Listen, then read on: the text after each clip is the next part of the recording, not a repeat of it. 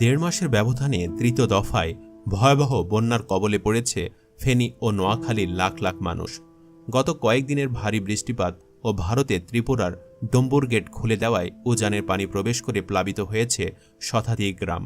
খালি চোখে বন্যাকে প্রাকৃতিক দুর্যোগই বলা যায়, তবে ভারতের গেট খুলে দেওয়ার পেছনে হাসিনার ষড়যন্ত্র থাকতে পারে বলেও মত কারো কারো।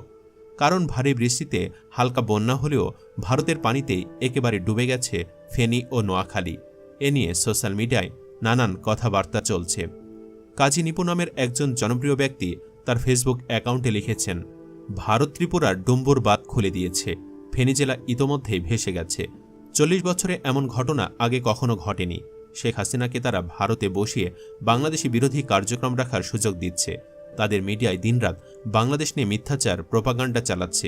এগুলো বিচ্ছিন্ন ঘটনা নয়, এগুলো তাদের বাংলাদেশ বিরোধী ক্যাম্পেইন।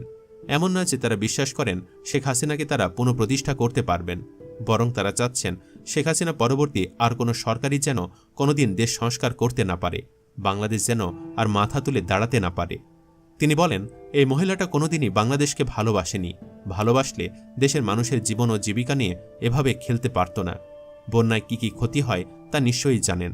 দেশে প্রচুর পরিমাণ বিষাক্ত সাপ ও সরীসৃপ প্রাণী ঢুকে পড়ে, বাড়িঘরের ক্ষয়ক্ষতি হয়, দালান কোঠার স্ট্রাকচার দুর্বল হয়ে পড়ে, অসংখ্য গাছ নষ্ট হয়ে যায়, পানিতে ডুবে প্রাণহানির বিষয় তো আছেই। এছাড়াও জলবাহিত রোগ প্রচুর বেড়ে যায়, মানুষের সাথে সাথে নিরীহ গবাদি পশুসহ কুকুর বিড়ালগুলোও মারা যায়, খামারের জমি চাষের অযোগ্য হয়, আর এগুলো সবকিছুর প্রভাব গিয়ে পড়তে শুরু করে দেশের অর্থনীতিতে।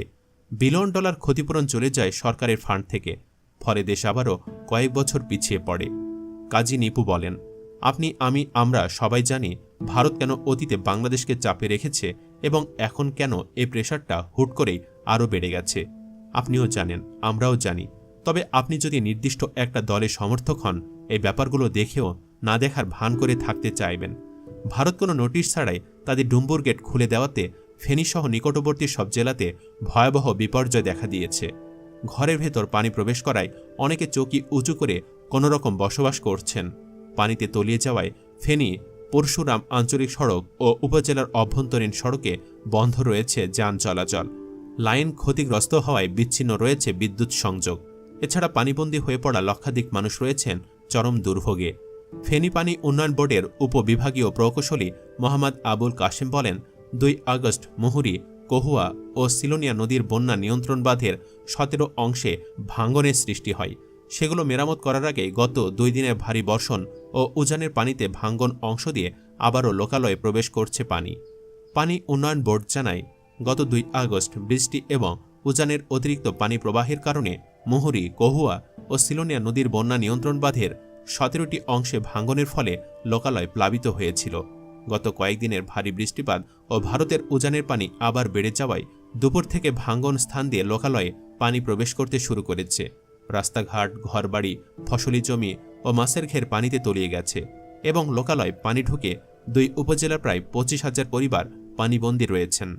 বাসিন্দাদের অভিযোগ, জুলাইয়ের বন্যায় আমন ধানের বীজতলা নষ্ট হয়ে বড় লোকসান হয়েছিল কৃষকদের। এরপর ক্ষতি কাটিয়ে আবারও বীজ বুনেছে কৃষকরা। এখন সে চারা তুলে রোপণের সময়, কিন্তু 1 মাসের ব্যবধানে তৃতীয়বার বন্যার কবলে পড়ে সে বীজ এখন পানিতে তলিয়ে গেছে। 2-1 দিনে যদি পানি না নামে তাহলে এবারে চারাও আর কাজে লাগাতে পারবে না কৃষকরা। পরশুরামের কালীকৃষ্ণনগর এলাকার বাসিন্দা মোহাম্মদ শাহিন জানান, অল্প কয়েকদিনের ব্যবধানে ঘরবাড়ি 3 বার পানিতে তলিয়ে গেছে। এলাকার সব মানুষ কষ্টে আছে, বাড়িঘর সব ডুবে গেছে। বীরচন্দ্রনগর এলাকার বাসিন্দা আসাদুজ্জামান বলেন, এলাকা উঁচু হওয়ায় সাধারণত বন্যার পানি প্রবেশ করে না, কিন্তু এবার ভারী বর্ষণে ঘর পর্যন্ত পানিতে তলিয়ে গেছে। ফুলগাজী উপজেলার নীলক্ষী এলাকার কৃষক তহিদুল বলেন, বন্যায় ধানের বীজতলা পানিতে তলিয়ে গেছে। নতুন করে বীজতলা তৈরি করে রোপণের কয়েকদিন পরে আবারও পানিতে ডুবে যায়। গত 2 দিনের ভারী বৃষ্টিতে এখন নতুন করে সব জমি পানিতে তলিয়ে আছে। পরশুরাম উপজেলা নির্বাহী কর্মকর্তা আফরোজা হাবিব শাপলা বলেন, উপজেলার বিভিন্ন এলাকায় নদীর 12টি ভাঙ্গন অংশ দিয়ে লোকালয়ে পানি প্রবেশ করছে। এতে অর্ধশতাধিক গ্রাম প্লাবিত হয়ে লক্ষাধিক মানুষ পানিবন্দী হয়ে পড়েছেন। নদীর পানি বিপদসীমার 55 সেন্টিমিটার ওপর দিয়ে প্রবাহিত হচ্ছে। দুর্যোগ মোকাবেলায় 500 প্যাকেট শুকনো খাবার ও 50 টন চাল মজুত রয়েছে। অপরদিকে টানা বর্ষণ, আধুনিক পানি নিষ্কাশন ব্যবস্থা না থাকা এবং খাল দখলের ফলে সৃষ্ট জলাবদ্ধতায় ভয়াবহ বন্যার সাক্ষী হতে যাচ্ছে জেলা শহরসহ পুরো নোয়াখালীবাসী।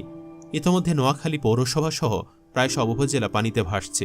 গত এক সপ্তাহের টানা বৃষ্টিতে নোয়াখালী জেলা শহরে জলাবদ্ধতা বন্যার আকার ধারণ করেছে। ডুবে গেছে শহরের প্রায় সবকটি গুরুত্বপূর্ণ সড়ক, বাসা বাড়িতেও ঢুকছে পানি। এতে চরম দুর্ভোগে পড়েছে পৌর এলাকার প্রায় লক্ষাধিক মানুষ।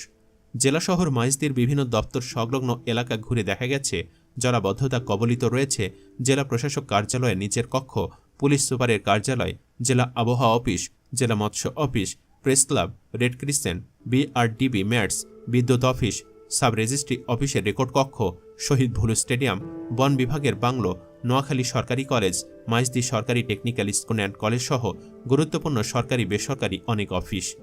এদিকে জেলার প্রধান সড়কের একটি অংশসহ টাউন হল মোড়, ইসলামিয়া সড়ক, ডিসি সড়ক, মহিলা কলেজ সড়ক, জেলখানা সড়ক, মাইজদি বাজার সড়ক সহ বিভিন্ন সড়ক এখন কয়েক ফুট পানির নিচে।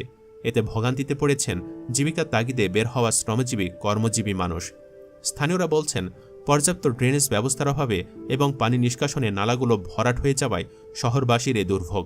কর্তৃপক্ষের উদাসীনতাকে দায়ী করছেন অনেকে। দেশের প্রথম শ্রেণীর পৌরসভাগুলোর একটি।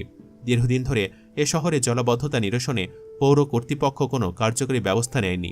সুপ্রিয় দর্শক, নেটিজেনদের মতো আপনিও কি ভারতের এভাবে ডম্বুর গেট খুলে দেওয়ার পেছনে হাসিনার দায় দেখছেন? হা বা না লিখে কমেন্টে জানাতে পারেন মতামত। আর অবশ্যই ভিডিওটি লাইক ও শেয়ার করুন। ধন্যবাদ।